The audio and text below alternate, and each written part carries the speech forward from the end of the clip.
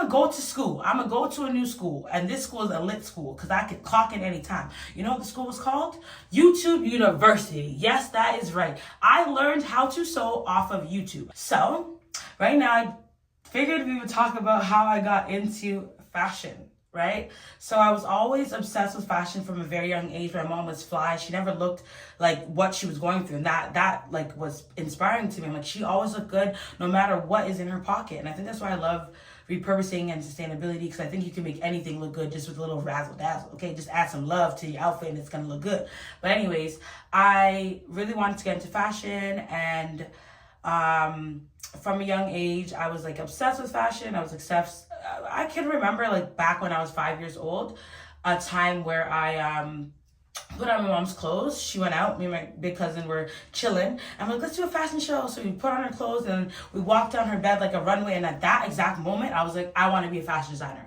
All of my clothes, when I got clothes for gifts, I would want my clothes more than toys. I was like, yes, I love this fit. This is so amazing. So it was kind of written in the stars that I was going to be a fashion designer, but I didn't know how I was going to get there. I had tried to get into fashion school. Where I'm from, Toronto, Canada, GTA, there's not much fashion schools. It's not as popular as it would be in the States or the UK or Europe. And there's only one university that was offering fashion at a university level. And back then I thought, oh my God, if I go to college, I'm going to be dumb. I'm just going to be like sewing for Sears or Shoppers or a basic store. I don't know why I thought that. In high school, they'd be making it seem like academic, which leads you into university, versus applied, which leads you into college, is a bad thing. I actually wish I went to college. College is more hands-on, where university is about theory. So because I tried to get into this program, about like 500 people apply, only 80 gets in. I was put on the waiting list, and I was like, I'm gonna wait on it. And they never hit me back up. So I was like, okay, I'll just take another year off and then I'll apply again. I applied again. I was on the waiting list again. So I was like, you know what? Maybe fashion's just not meant for me. Maybe it's not destined to be. Instead of me going to George Brown or going to a college for fashion, which I should have done, I was like, maybe I just do my plan B. My mom wants me to go to school. Let me just go to school, get a degree. I wish I didn't do that. But anyways, I ended up going to school for communications, which basically means nothing. What does that even mean? What does it mean to get a communications degree? I think I was thinking of maybe I would like work for the radio or be in public relations. I didn't know at the time.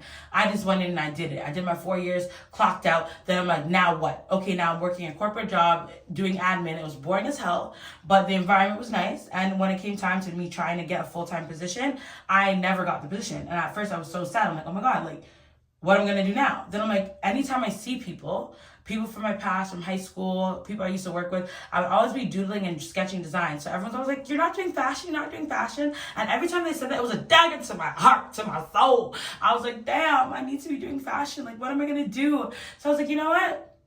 I'm gonna go to school. I'm gonna go to a new school, and this school is a lit school because I could clock in anytime. You know what the school was called?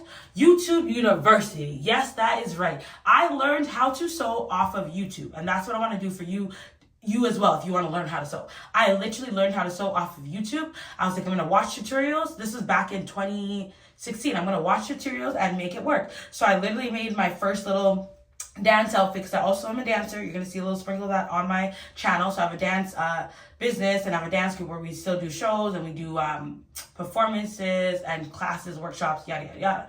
So my first outfit was making something for my dance group, and I had met this lady, and she was a jewelry designer. She said, oh, I love your work. I would love for you to come and be a part of my fashion show. I said, me? Little old me? I said, okay, I guess I'll just be a vendor, and I'll just like sell head wraps, you know, skirts. No, just head wraps. At that time, I only knew how to make one thing.